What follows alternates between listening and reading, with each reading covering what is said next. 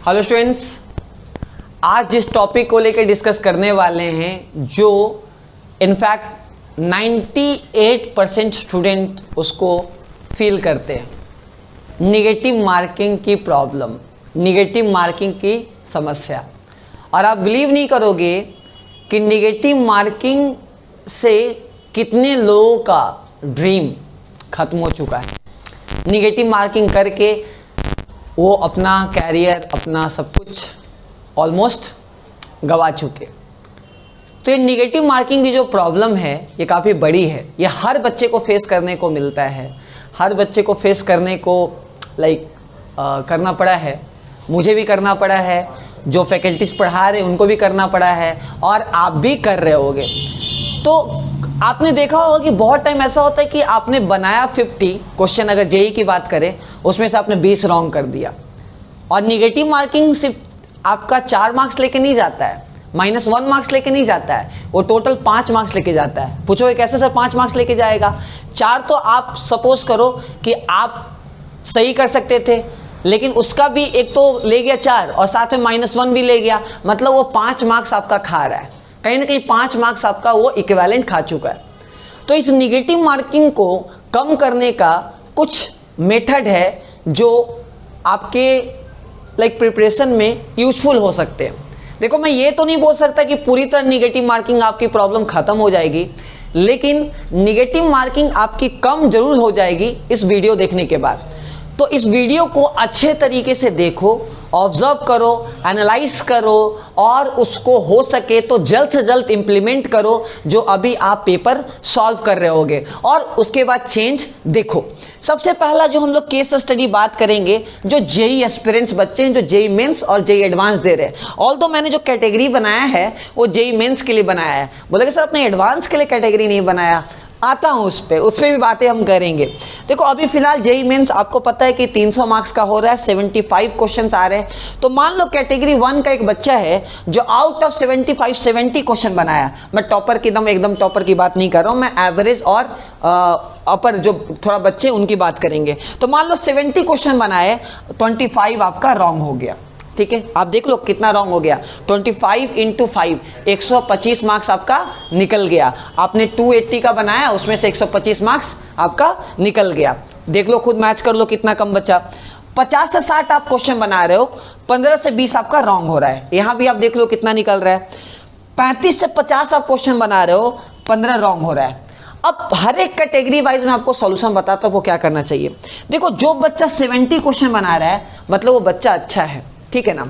अभी आपको क्या सुधारना है? आपको एक्यूरेसी सुधारना है।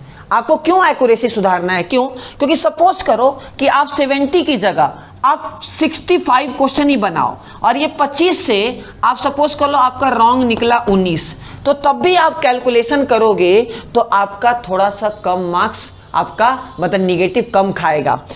आप थोड़ा सा इसमें अटेम्प्ट कम करो, कोशिश करो कि जो पेपर बना रहे हो, अगर 70 में आपका 25 रॉन्ग हो रहा है तो कोशिश करो 65 क्वेश्चन को ही सही तरीके से अटेम्प्ट करने का। उससे क्या होगा, आपका एक्यूरेसी इंप्रूव होगा, आपका थोड़ा सा क्या होगा, टाइम और ब्लंडर मिस्टेक करने में थोड़ा क्या होगा, आपको पता चले कि कहाँ ब्लंडर मिस्टेक कर रहे हो, कहाँ कैलकुलेशन मिस्टेक कर रहे हो, और कहाँ आपका कॉन्शियस रहना था, आपको कहाँ ख्याल रखना था, वहाँ ख्याल आप नहीं रख पा रहे हो। उसको आप समझ पाओगे कि ठीक है, आपका थोड़ा जो 5 क्वेश्चन आप जो कम बना रहे हो उसका टाइम कहीं ना कहीं आपको ब्लंडर मिस्टेक और आपके अंदर जो सोचने की क्षमता है उसको बढ़ाएगा। कैटेगरी 2 वाले जो बच्चे हैं, मैं आपको ये नहीं बोलूंगा कि आप इसमें भी थोड़ा सा क्वेश्चन आपको कम अटेम्प्ट करने हैं। 50 में आप कोशिश करो कि 48, 47 ऐसे क्वेश्चन बनाओ। एट द सेम टाइम मैं आपको सजेस्ट करूंगा कि आप लेंदी क्वेश्चन पे ना जाओ, मतलब ऐसा क्वेश्चन जिसमें बहुत ज्यादा कैलकुलेशन हो, बहुत ज्यादा बड़ा क्वेश्चन हो, आपको लग रहा है कि नहीं हो सकता है, उन क्वेश्चंस को फिलहाल आप हिट मत करो। ठीक है, उससे क्या होगा, आपका कहीं ना कहीं मार्किंग थोड़ा सा इंप्रूव होगा।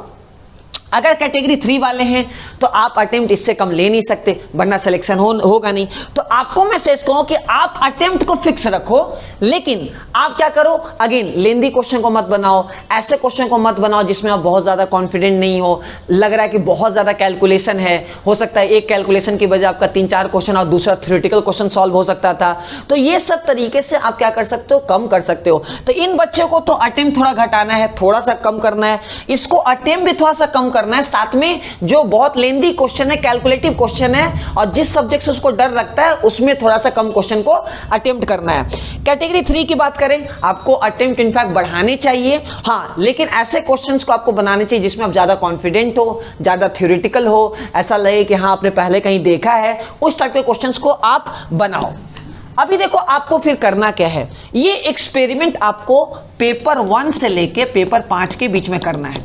मतलब आपको क्या करो कि पहले पेपर 1 बनाया, एक दिन पेपर दिए, पूरा एनालिसिस लिखो, कितना पॉजिटिव मार्क्स है, कितना निगेटिव मार्क्स है, कितना total number of question attempt है, कुछ कितना अनअटेम्प्ट है। तो आपको पूरा एक चार्ट बनाना होगा कि कितना पेपर अटेम्प्टेड है, कितना पेपर आपने अटेम्प्ट, कितने पोर्शन पेपर आपने अटेम्प्ट नहीं किया है, कितना करेक्ट है, कितना इनकरेक्ट है, कितना आपका निगेटिव मार्किंग गया है, और सब्जेक्ट वाइज एनालिसिस करो। आप 5 पेपर को अगर इस कॉन्सेप्ट के साथ, जिस तरीके से मैं आपको बता रहा हूं, आप अगर अच्छे से फॉलो करते हो तो आपका, मेरी गारंटी है कि आपका निगेटिव मार्किंग कहीं ना कहीं कंट्रोल में आ जाएगा। तो ये पूरा जेईई के लिए था कि आप ये लगातार 5 पेपर में इस कॉन्सेप्ट के साथ अटेम्प्ट करो। आपका ज्यादा निगेटिव मार्क हो रहा है तो सबसे पहला करो कि थोड़ा क्वेश्चन को अटेम्प्ट करो, एक्यूरेसी बढ़ाओ, कैलकुलेशन मिस्टेक कम करो, फिर डेफिनेटली फॉर्मूले को अच्छे से दिमाग में रखो, इंप्रूव होगा। अगर हम नीट की बात करें तो मान लो कोई बच्चा आउट ऑफ 180, 150 से 160 क्वेश्चन मान लो बना रहा है, तो उसका 30 से 45 क्वेश्चन रॉन्ग हो रहा है। मैं आपको बता दूं, इनमें ज्यादातर जो बच्चे होते हैं उनका रॉन्ग कहां होता है, कुछ ऐसे भी कैटेगरी है जिनका बायोलॉजी में पता चलता है 20 रॉन्ग हो गया, ज्यादा क्वेश्चन तो बायोलॉजी में ही 20 रॉन्ग हो गया। तो आप कोशिश करो कि बायोलॉजी वाले क्वेश्चन को आउट ऑफ 90 आप करो 80 क्वेश्चन ही अटेम्प्ट करो, ऐसे नहीं 90 का 90 अटेम्प्ट कर दिए, 20 रॉन्ग हो गया। हमने कुछ बच्चे को देखा कि बायोलॉजी में 90 अटेम्प्ट कर दिए, 65 करेक्ट हो रहा है, आपका 25 इनकरेक्ट, तो वो तरीका सही नहीं है, आप वहां थोड़ा कम करो। मिलने इसमें केमिस्ट्री, फिर फिजिक्स में दिक्कत होता है जिसमें ज्यादा निगेटिव मार्किंग होते हैं, तो मैं आपको सजेस्ट करूंगा कि आप उसमें निगेटिव मार्किंग और इजीली कम कर सकते हो। 1-2 ऐसे क्वेश्चन है जो बहुत लेंदी है, बहुत ज्यादा खतरनाक कॉन्सेप्ट है, ज्यादा थ्योरेटिकल नहीं है, बहुत ज्यादा कैलकुलेटिव है, उनको थोड़ा सा कम करो। आपको अटेम्प्ट थोड़ा सा घटाना है, अटेम्प्ट बढ़ाना नहीं है। ये लगातार आप ये नुस्खा पेपर 1 से लेके पेपर 5 के बीच में आप अप्लाई करो, आपका इंप्रूवमेंट पक्का होगा। लेकिन जो मैं बता रहा हूं 5 पेपर तक आपको वो हैबिट डेवलप करना होगा। आपने जीतू भैया का डायलॉग तो सुना ही होगा कि अगर आप 21 दिन के लिए कोई काम लगातार करो तो कहीं ना कहीं आपके अंदर वो आदतों में चेंज लेके आ जाता है। यही आदत आपको पेपर 1 से लेके पेपर 5 में ये आदत आपको कहीं ना कहीं डेवलप कर देगा। कैटेगरी 2 में जो बच्चे हैं उनको बस थोड़ा सा ध्यान रखना है। कैटेगरी 2 में जो बच्चे हैं दिख रहा है कि ये सेम प्रोपोर्शन बहुत ज्यादा मिस्टेक कर रहे हैं, ठीक है ना। तो आपको इसमें क्या करना है, आपको अगेन थोड़ा सा अटेम्प्ट को घटाओ और हो सके ऐसे सब्जेक्ट में ज्यादा फोकस बढ़ाओ जिनमें निगेटिव मार्किंग बढ़ रही हो, कैलकुलेशन ज्यादा ब्लंडर मिस्टेक कर रहे हो, फॉर्मूला ठीक से याद नहीं कर पा रहे हो और कहीं ना कहीं टाइमिंग सही से डिवाइड नहीं कर पा रहे हो। ये जो कैटेगरी 3 वाले बच्चे हैं आप अटेम्प्ट को कम मत करो, इनफैक्ट अटेम्प्ट को थोड़ा सा बढ़ाओ 5 पेपर तक, उसमें देखो कितना आपका ज्यादा रॉन्ग हो रहा है। हो सकता है कि आपका मार्क्स थोड़ा बढ़ जाए, निगेटिव मार्किंग यही रहे, अगर ज्यादा क्वेश्चन आप अटेम्प्ट करोगे तो हो सकता है मार्क्स बढ़ जाए, लेकिन वो एक फैक्टर है, कंफर्म नहीं मैं बोल सकता हूं, हो सकता है कि ये इंप्रूव आपके अंदर ले आए, ठीक है। कैटेगरी 4 में जो बच्चे हैं उनको तो भाई ज्यादा पढ़ने की जरूरत है क्योंकि नीट में 440 450 में कुछ होने वाला नहीं है, तो आप और अच्छे तरीके से पढ़ाई करो और हो सके तो पेपर को ध्यान से अटेम्प्ट करो। और आपके पास छोड़ने के लिए काफी, अगर कोई बच्चा 100 क्वेश्चन अटेम्प्ट कर रहा है तो छोड़ने के लिए उसके पास बहुत कुछ है। इसका मतलब ऐसे क्वेश्चन को छोड़ें जो बहुत ज्यादा कैलकुलेशन है, बहुत ज्यादा लेंदी है, ऐसे करके। तो ये पूरा मेथड को आप पेपर 1 से लेके पेपर 5 के बीच में आप पूरी तरह से अप्लाई करो। कोई भी 5 पेपर लगातार बनाओ, लिखो कितना करेक्ट है, कितना इनकरेक्ट है, कितना टाइम डिवोटेड है, कितना उसमें पॉजिटिव मार्क्स आया है, किस सब्जेक्ट में कितना आपने डिवाइड किया है, आपके अटेम्प्ट करने का तरीका क्या था। अब मैं एक और चीज आपको बता रहा हूं जो आपको शायद काम आ सकता है कि आप ना अटेम्प्ट का प्रेफरेंस भी चेंज कर सकते हो कभी कभी। जैसे पेपर 1 में आपने एक्सपेरिमेंट किया फिजिक्स केमिस्ट्री मैथमेटिक्स, तो तो सेकंड पेपर में अटेम्प्ट करो केमिस्ट्री, फिजिक्स, मैथमेटिक्स, ठीक है ना। थर्ड पेपर में अटेम्प्ट करो, लेकिन मैं जेई वाले को सजेस्ट करूं कि मैथ्स स्टार्टिंग में मत पकड़ो, थोड़ा मैथ्स लेंदी होता है, थोड़ा टफ होता है, कभी कभी ऐसे होते हैं, ठीक है ना। जैसे मेरा एक स्टूडेंट था जो मैथ्स में ही खैर बहुत ज्यादा फाड़ दिया, तो वो अलग चीज है, कुछ बच्चे एक्सेप्शनल हो सकते हैं, लेकिन जनरली आप कोशिश करो आइदर फिजिक्स चूज करने का, आइदर केमिस्ट्री चूज करने का, और कोशिश करो केमिस्ट्री को कम से कम टाइम में बनाने का। कहीं ना कहीं एक टाइम आपको किसी दूसरा चॉइस में डिवाइड करना है, तभी आपका एक्यूरेसी बढ़ेगा। जो यहां जो पैटर्न फॉलो करते हैं, आप आइदर बायोलॉजी पहले चूज कर सकते हो, फिर फिजिक्स चूज कर सकते हो, फिर केमिस्ट्री चूज कर सकते हो, या आइदर आप कोशिश कर सकते हो कि पहले आप एक काम कर सकते हो, केमिस्ट्री चूज कर दो, फिर फिजिक्स चूज कर लो, फिर बायोलॉजी चूज कर लो, जिसका जो कॉम्बिनेशन है। लेकिन मैं आपको ज्यादा प्रेफरेंस जो बताऊंगा कि इस प्रेफरेंस को फॉलो करो। क्यों मैं बता रहा हूं, बायोलॉजी पहले कर लेने से कम में आप कर सकते हो, आपका टाइम बच जाएगा। जो टाइम बचा हुआ उसको फिजिक्स में अप्लाई करो, और केमिस्ट्री में थोड़ा इंफॉर्मेशन रहता है, कुछ एक्सेप्शंस याद करने पड़ते हैं, तो आप लास्ट में बनाओगे तो आपके रॉन्ग होने के चांसेस क्या रहेंगे, क्योंकि उसमें बहुत ज्यादा थ्योरेटिकल चीज रहेगा, तो गड़बड़ नहीं होगी। स्टार्टिंग में ही आप अगर फिजिक्स पकड़ लेते हो तो नीट वाले बच्चों के लिए फिजिक्स तो भाई हाय राम, ठीक है, तो दिक्कत ही हो जाएगा।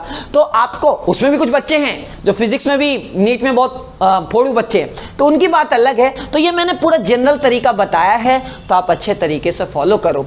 आप लगातार 5 पेपर में ये पूरा पैटर्न को फॉलो करो, फिर मेरे को कमेंट करो, ठीक है, इंस्टाग्राम पे डीएम करो, मुझे बताओ कि हाँ आपने जो मेथड बताया भैया उससे बहुत फायदा हुआ है। ये मैं एक्सपीरियंस अपने 7 साल से बता रहा हूँ। मैं जब कोटा में था तब भी मैं ये एक्सपेरिमेंट को ऐसे फॉलो करता था, तो मेरा काफ़ी नेगेटिव मार्किंग कंट्रोल में आ गया था, ठीक है ना। और एज ए टीचर भी मैंने जितने बच्चों को भी रैंक प्रोड्यूस किया है उनको ये सजेशन बताया है, बहुत हद तक हेल्प हुआ है। निगेटिव मार्किंग को आप जीरो नहीं कर सकते, कम कर सकते हो।